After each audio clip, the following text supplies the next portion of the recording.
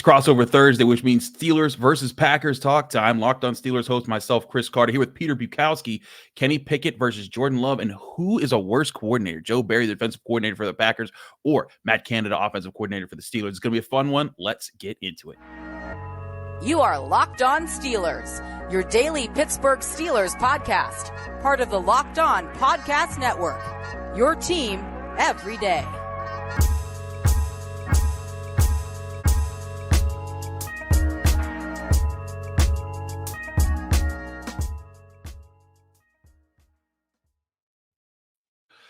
Hello and welcome to Crossover Thursday here on the Locked On Podcast Network. We are your hosts, Chris Carter from Locked On Steelers, Peter Bukowski from Locked On Packers, and we are breaking down this big matchup on Sunday. Two teams from the North Divisions of East Conference facing off yet again. A reminder, this show, as always on Crossover Thursdays, is brought to you by PrizePicks.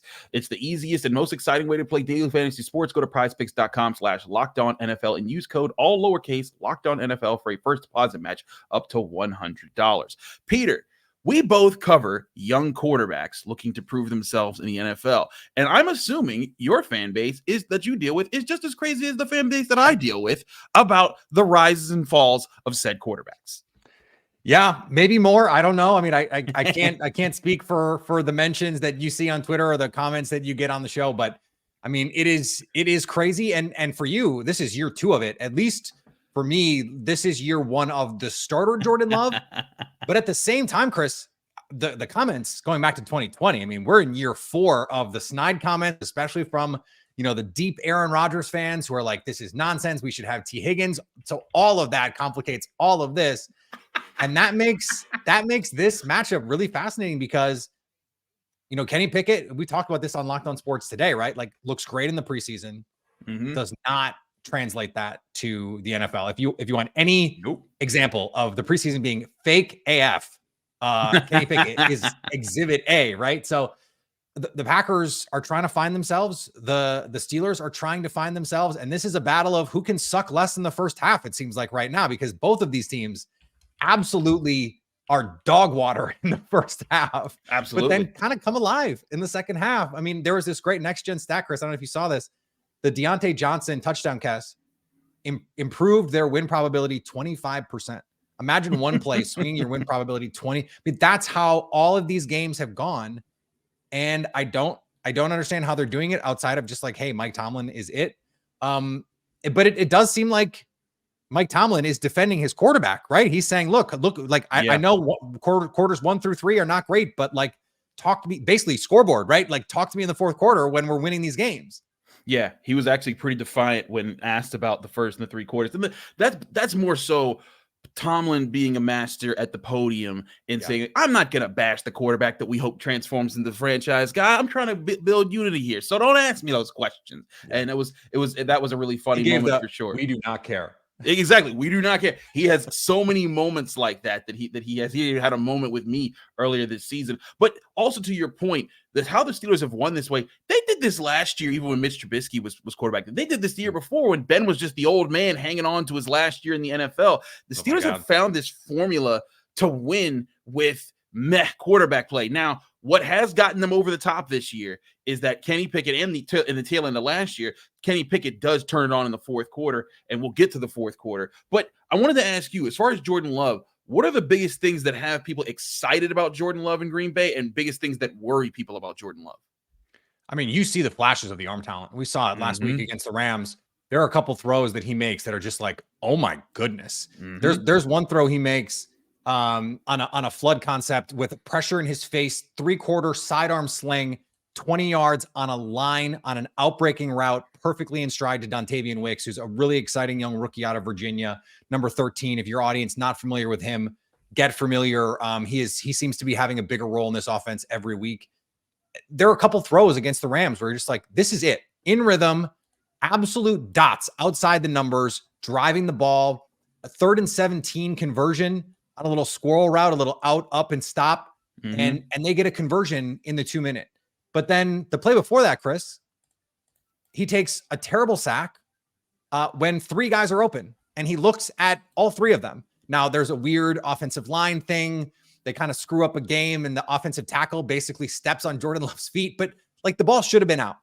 And so that's the give and take. You see the flashes of the like, oh yeah, there's stuff here. He's made some runs this year, set up a touchdown in the fourth quarter, comeback against the Saints on a 25-yard scramble.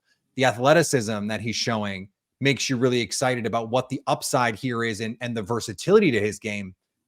But the inaccuracies, there's some inconsistency with ball placement, and the deep ball it's really tough right now. And it was not great in college. I was explaining this to a media friend the other day. It wasn't great in college, but over like a 3-game sample, let's say he goes 3 for 9, but the 3 are absolute like jaw-dropping guys draped all over the receiver right in the bucket.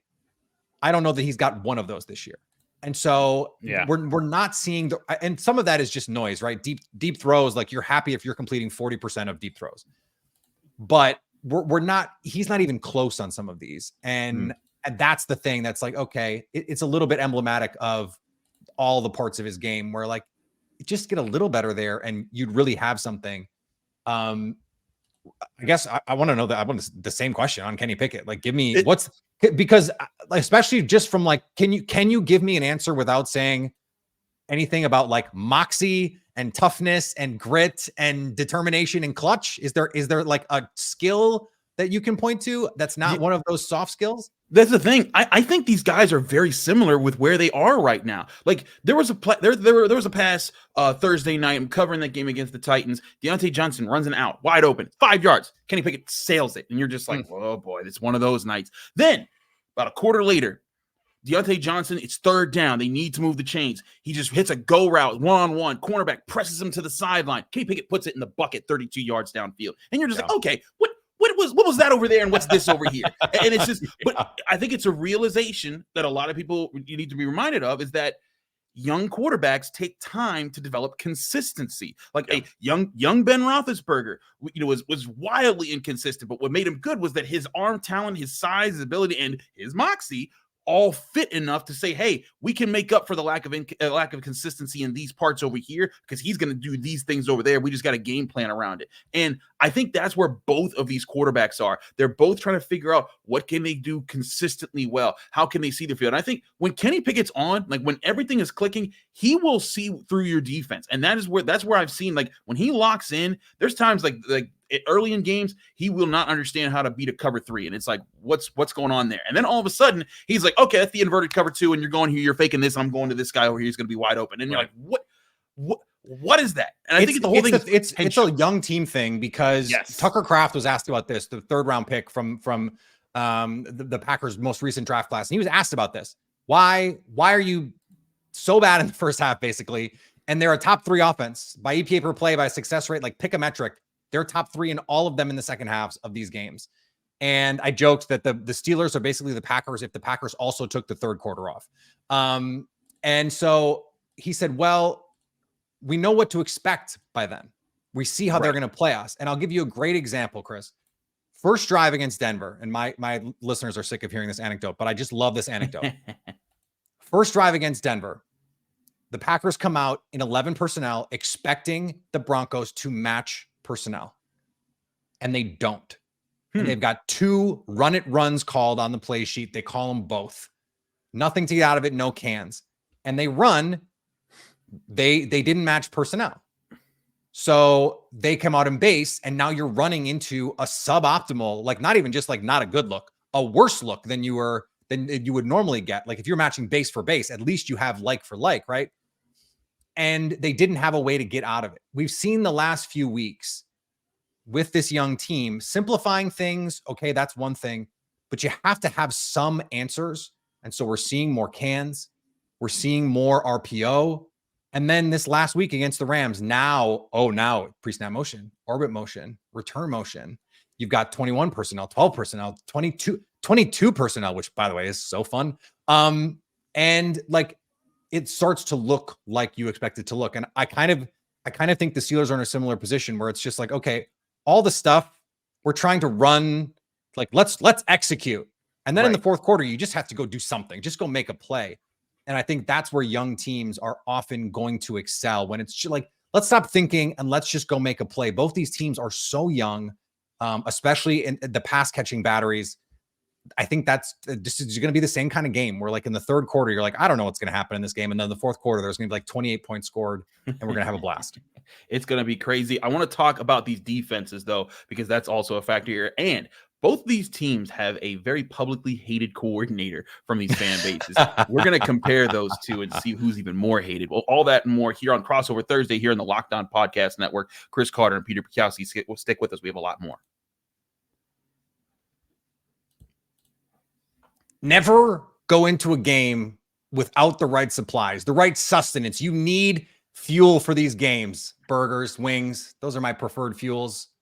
But if you're a Packer fan traveling to the game, going to Pittsburgh, or you're just around and you're going to the game in the Pittsburgh area, you know what you should get on DoorDash? Some Permane Brothers. That stuff. Hey. Oh my goodness. That stuff goes real hard, and they're on DoorDash. Did you know that? They're on DoorDash, and they'll deliver you these monster sandwiches that you're just like, are there 5 more people coming? I don't know, but I'm going to finish it. I promise I'll finish it. And right now you can get 50% off up to a $10 value when you spend $15 or more on your first order. If you're not on DoorDash, get on DoorDash when you download the DoorDash app and enter promo code LOCKED23. That's 50% off up to a $10 value when you spend $15 or more on your first order when you download the DoorDash app and enter code LOCKED23. Get those fries too. Subject to change and terms do apply. We also thank everyone for making Locked On Packers or Locked On Steelers your first listen every day. Football season is here, and Locked On is kicking up our coverage with Locked On NFL Kickoff Live. Each Friday, Locked On will go live at 2 p.m. Eastern on every Locked On NFL YouTube channel. That means Locked On Packers and Locked On Steelers. Host Anitra Batiste, Jarvis Davis, and Kyle Krabs will break down every game on the NFL slate to get you ready for your team's matchups, your fantasy lineups, your betting angles, and more. Plus, get the in-depth local analysis from our stable of NFL hosts across the country who know these teams better than anyone else. Find Locked On NFL Kickoff Live every Friday at 2 p.m. Eastern on every Locked On NFL YouTube channel.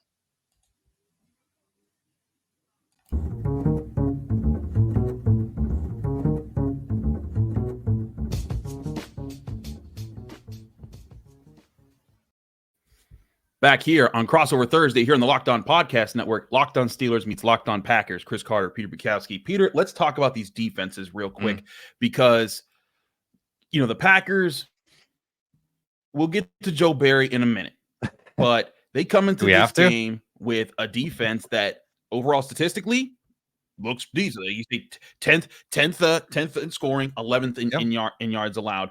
What does this defense do well? Or is there anything about this defense that you think they're doing deceptively well that could come back to bite them? Yeah, I think a couple of these, you look at total yardage numbers, total points numbers, that stuff can be a little misleading. Like the Broncos, the Raiders are among the teams that they played. Some teams that just aren't very good. But those teams have looked better the last couple of weeks. At least Denver has, to be sure. The run defense was the problem and has been the problem for 5 years, except it hasn't been lately. They locked down the Rams. They locked down the Vikings. Now, those are not great run teams, but that hadn't mattered to Joe Barry and his defenses. Prior to that, you could be the worst run offense in the league, and you were going to put up 150 yards on this team. They were not gap sound. They did not create negatives, and that's a big thing that has changed. They are creating more negative plays for opposing offenses, getting guys in second and long, in third and long situations, although no one loves to turn second and 18 into third and 4 like a Joe Barry defense. I'm telling you, it's going to happen. Or third and 18 into fourth and let's go for it. That's going to happen too. That happens 2 or 3 times a game. It seems like it's very frustrating. They play this bend but don't break style. But I'm telling you, man, this is really fascinating because the Packers have one of the worst blitz packages in the league. It is really not very good at all. But by success rate, last in the league. When they blitz, it's really bad. But when they rush 4, they're a top 10 defense by EPA per play and a top 5 defense by sack rate. And so when I looked up the numbers and I said, okay, how often are teams blitzing the Steelers? They're not, because they don't have to, because you can get home with 4. You can create pressure with 4. This is a bottom 5. Look at the Pro Football Focus numbers. Look at the the pass rush win weight numbers, or just cut on the tape and look at a group that has some struggles in the pass blocking game. And so to me, this is going to be a chance for the Packers. Their front four, they've got some dogs in that group. Carl Brooks is a rookie who's playing really, really good football from Bowling Green. So from that part of the world, kind of. Russ Belt for sure. Lucas Van Ness, the rookie, came on last week, had a really nice day. Rashawn Gary is a bad man. 5 pressures by himself last week against the Rams in a game where they didn't even throw the ball that many times. He is leading the league in pressure rate in true pass sets. 1 out of 3 times you drop back to pass in a true pass set, he is getting a pressure. That's how good he's been this season. He's ahead of Myles Garrett in that stat. He leads the league in that stat. So that's where I think the Packers are going to have this advantage to press that advantage. It's going to be about explosives. If they can prevent explosive plays, and that's what in the fourth quarter the Steelers dine on, is creating that moment where you can jumpstart the offense.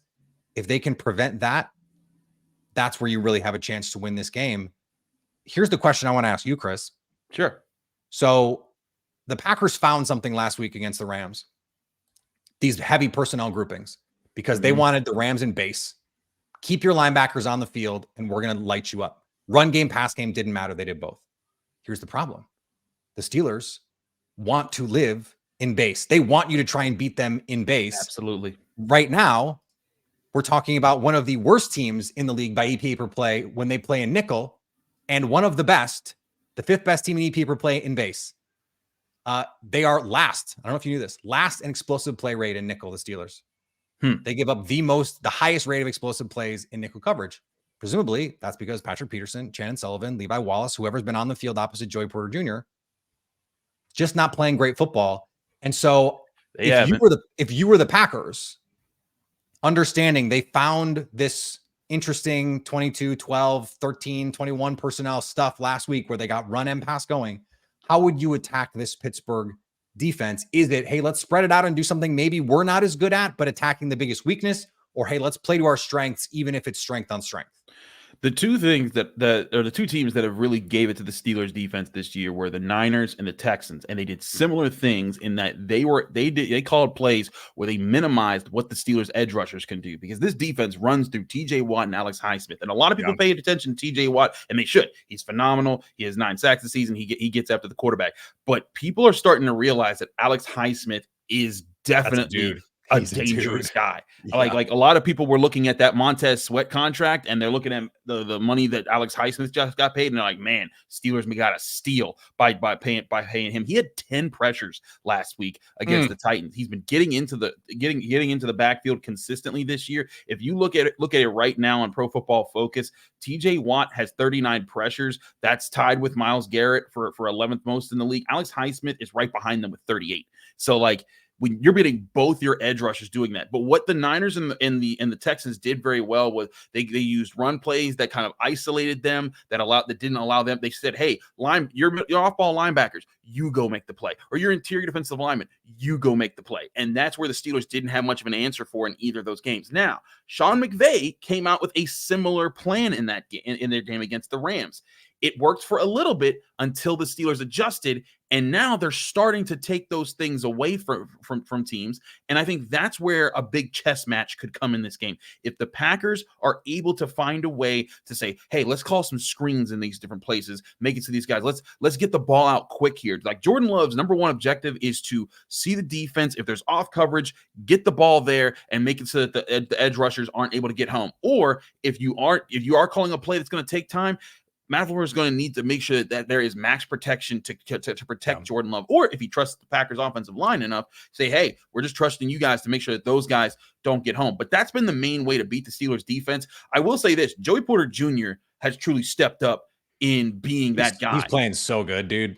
He took D-Hop away in the last game so well. He had a game-changing interception on Lamar Jackson in the red zone against the Ravens about a month ago. He's been that guy. The Steelers still, though, are looking for answers elsewhere. Minkah Fitzpatrick did not practice on Wednesday. Mike Tomlin said there's a chance that he could come back late this week. We've heard that that's not a great chance from our guys inside their building. So I'm a little concerned about if I'm the Steelers, I'm looking at, hey, the Packers, if they find a way to take away TJ Watt and Alex Highsmith, make them not the big playmakers, and you attack guys like Shannon Sullivan. The Steelers have also been moving Patrick Peterson to the slot a lot more to try to reduce how much he has to use his speed on the outside. Yeah, it's weird. It's been very weird, but it's helped them because for those of you just listening, I made a face. Yes, he made a face, and like he was like, that's peculiar, and it is because you wouldn't think that that's something that you would do with someone at Patrick Peterson's age. But what the Steelers are doing is he's passing off a lot more. He's communicating. He's pressing at the line, and then then they're trusting, hey, Patrick Peterson's not going to have to do that for 5 to 6 seconds, because if if he's doing that, that means there's not that many protectors and the defensive pass rush getting home. That's where I'm going if I'm the Packers. What's so fascinating about that is the Patrick Peterson inside. I was thinking this would be true no matter what, because Shannon Sullivan in the slot, Patrick Peterson in the slot, don't care. Yeah. Jaden Reed, this rookie from Michigan State. Yes. They have been using him as a vertical threat. And so if your slot guys can't run, they're going to throw over your head. And we've seen him do it. They love to run slot fades. They love to run this the Dolphins motion, where you've got that speed motion pre-snap where you're either turning 2 into 1 or you're turning 1 into 2 on that side. They did it last week on 3rd and 7. Really cool play concept, Chris. If you haven't like watched it, go watch the first third down of the game.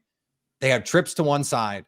They motioned Dontavian Wicks toward the trip side and then run him in behind to get a little pick play. Well, the Rams are in zone coverage, so you don't get a great pick, but now you've got your receiver on a dead sprint and a linebacker trying to stay with him in zone coverage. It's just not going to work.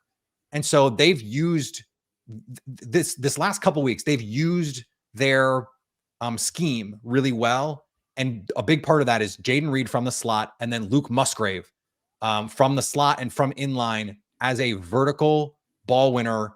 He on a deep over little cross country. They got a big play last week against the Rams. His speed at his size really, really plays. And Mark Andrews is a name that your audience is going to be familiar with. In terms of like high-end comp upside, that's what he can be in terms of a vertical threat down the field. Tom Pelissero, I love this. I've been using it all season, called him the biggest fast guy he's ever seen. And so his ability to win vertically, if they can protect, I think there will be opportunities to hit some plays down the field, but you have to protect Jordan Love. I think we're going to see a lot of TJ Watt on the defense's right side against whoever's playing left tackle, because Zach Tom for the Packers, year 2 from Wake Forest, day 3 kid, has been awesome. He's been a wall when healthy. And so it's going to be a lot of TJ Watt against either Rasheed Walker or Yosh Nijman. And that's the matchup. That's the matchup you got to win. And if the Steelers win that matchup, like we know TJ Watt is good enough to single-handedly win this game.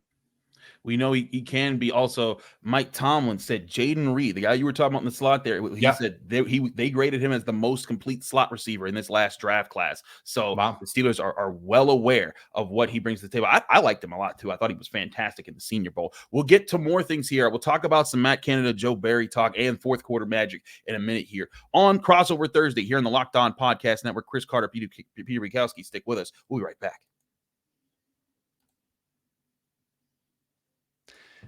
Don't get caught unprepared. Everyone should be empowered to care for themselves and their loved ones during the unexpected. That's why Jace Medical is there for you with life-saving medications that you can put together.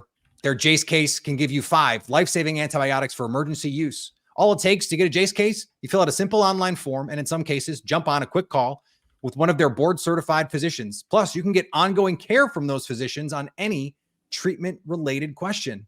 This is a doctor-created, doctor-recommended program.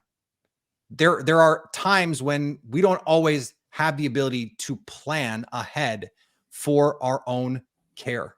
So be prepared when those moments hit you. Chris, I was abroad last summer, and someone I was traveling with needed medication. They needed medical attention. We're like, how are we gonna get this? It would have been really nice to have been prepared and had what we needed in advance. And that is what the Jace case can bring you. Go to jacemedical.com and enter code LOCKEDON at checkout for a $20 discount on your order. That's promo code locked on at JASEmedical.com. In an uncertain world, it is best to be prepared, and Jace Medical can help you do it.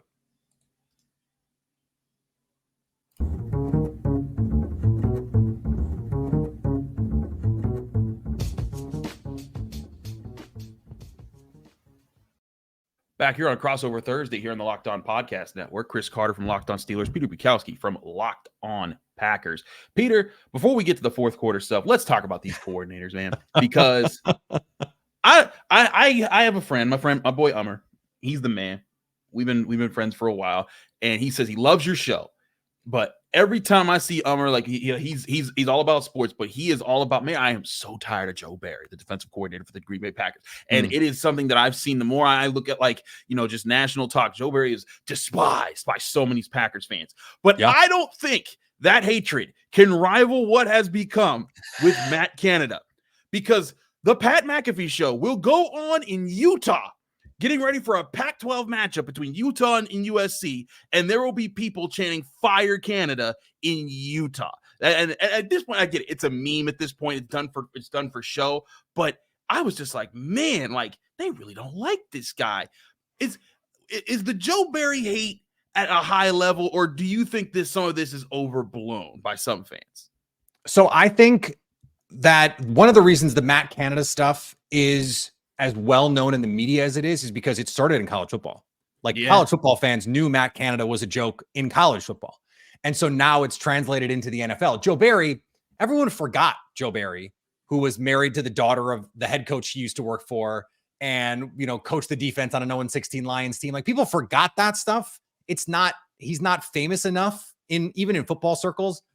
So he is like nichely hated in Packerland. And I would say that there are probably more Joe Barry defenders than Matt Canada defenders. I don't know that I've seen anyone defending Matt Canada, not in the national media, not in the local media, not on like Steelers Twitter, that at least that I have seen.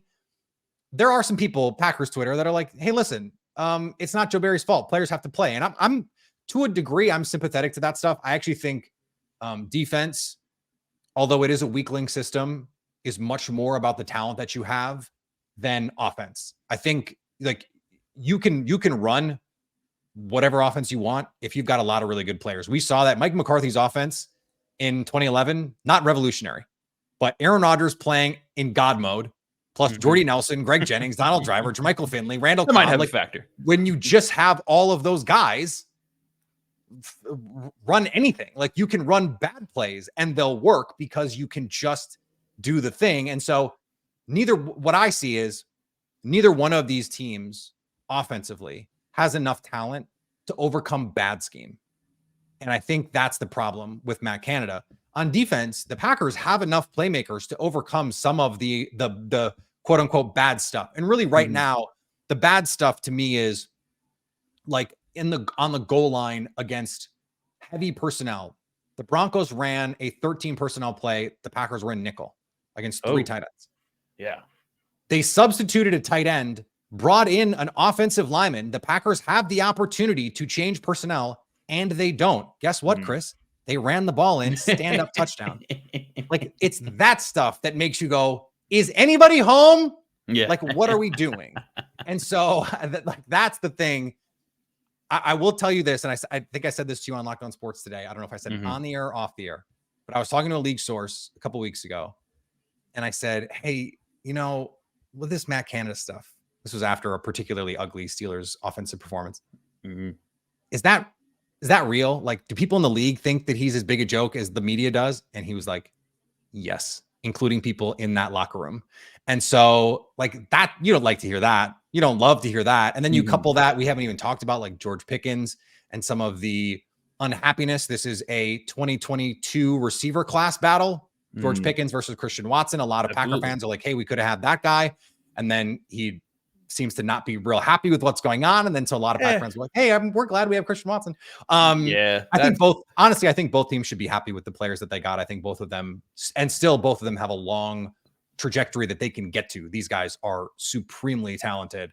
But Yeah, I think, like I said, I think there's more Joe Barry defenders, even though they're small, than Matt Canada.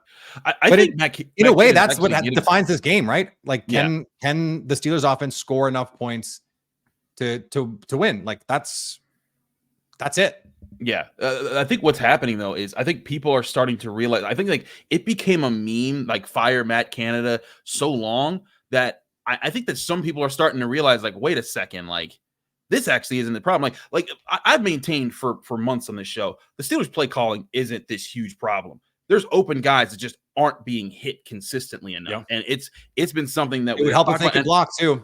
And that's the other thing, the blocking. Now, Broderick Jones being in, whenever he's been in the game, they've been blocking well. So it makes sense that he's finally a starter, even though we're halfway into the season. That's another gripe that I have with the coaches. But my actual thing I've been saying for a while, Matt Canada's biggest struggles have been getting guys to execute in the game. And when you look around, the Steelers even acknowledge it. Like, look, the plays are there, and you saw them. They took him out of the booth, put him on the sideline. First opening drive touchdown. They were able to. They walked right down the field, and they were like, okay, there's something there. It helped. He was able to help address things on the field a lot quicker than it would in the booth. Now, can the Steelers build upon that? We'll see. But to me, that's where it's the execution and it's the teaching ability to connect what you're trying to put down as a concept on paper, on paper onto the field for the Steelers. That's where the things are there. Certainly, I think that Joe Barry doesn't have nearly the attack radius that Matt Canada's haters do.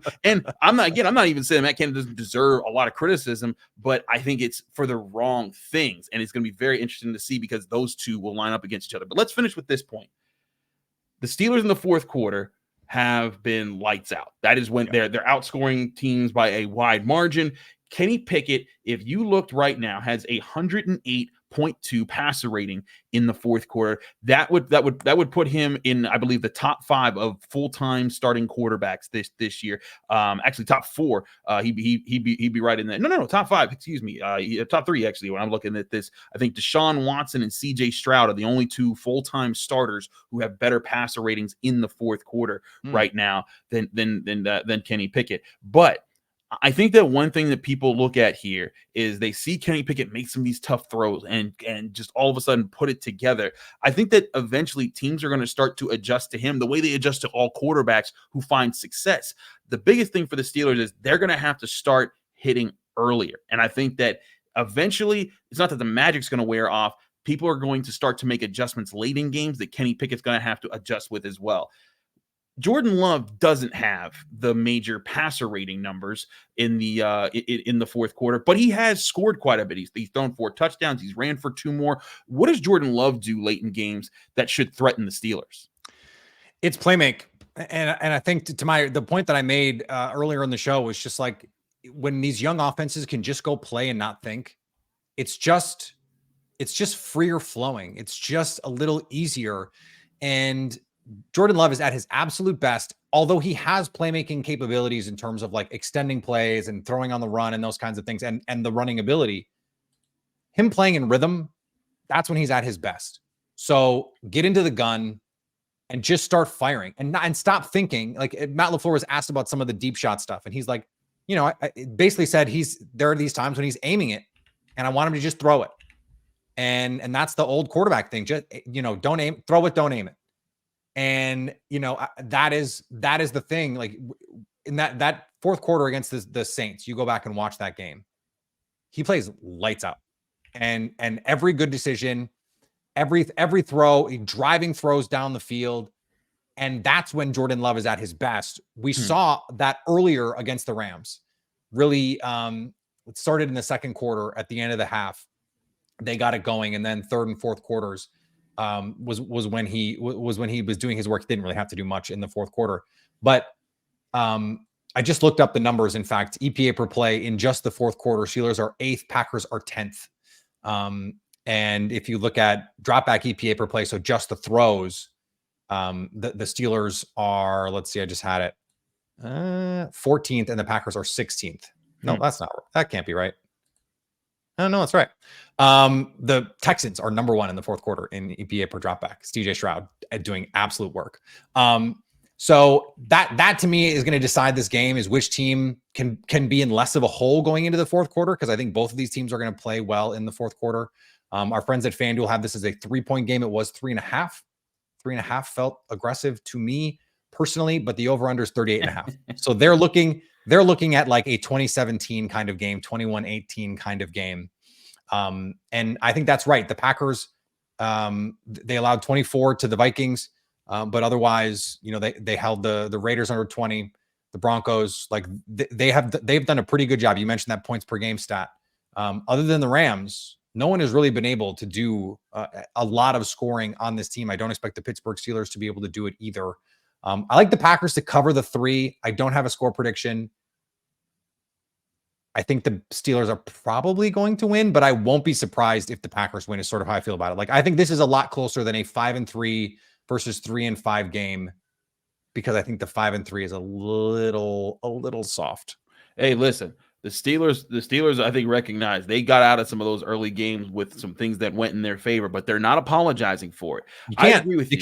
You can't. And that's the game. That's the game right in this time. But I look at the Steelers right now, and I agree with you. These teams match up, young quarterback, defenses that have talent on them in different ways. This is going to be a game that goes down to the wire. And if it is, the Steelers have just been so good in those moments. Yeah. That's where I do give them that slight edge. But I'm right with you. Like, I'm not saying the Steelers by a whole lot here. I'm thinking it's going to come down to who makes the big play in the fourth quarter. Well, who commits the big turnover consistently this year. If there's one thing the Steelers have been consistent, the dumb penalty. Right, the dumb penalties. Two of the most penalized teams in the league. So this is not great.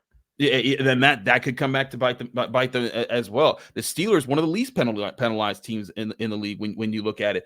I think that there's going to be it's going to come down late. It's going to be who's more clutch, but there's still so much that has to play out before that. If the Packers can get out in front and make the fourth quarter be a much taller hill, that could be their key to keeping the Steelers off the board. We still have a lot to break down on our Friday episodes here on Locked On Steelers and Locked On Packers. Peter, it's always a fun crossover Thursday when we get to do these, man. Let people know they can find you, follow you, and get more of your work. On Twitter, Peter_Bukowski, podcast, anywhere you can get podcasts. And then The Leap is the newsletter I would love for you to subscribe to. So go check that out. And the leap.football is where you can get it. We are free on Monday, so you can go to our Monday newsletter for free, and then anything else after that. We got monthly, we got yearly. The yearly is the good deal, but absolutely. Check him out, Peter Bukowski for Locked On Packers. I'm your host of Locked On Steelers, Chris Carter. You can find me on Twitter, Instagram, TikTok, anywhere at Carter Critiques. That's my handle. You can read my work at the Pittsburgh Post-Gazette, and you can find me here just like you find Peter on Locked On Steelers and Locked On Packers on all your favorite podcasting apps and on YouTube. Like our channel, subscribe to this video wherever you saw it, and be sure when if you listen to us on Apple Podcasts, rate us 5 stars, give us a positive comment. You do both at the same time. We get you a shout out at the end of the show. Thanks so much, everybody, for joining in. We'll be back Friday with both of our episodes on our respective channels.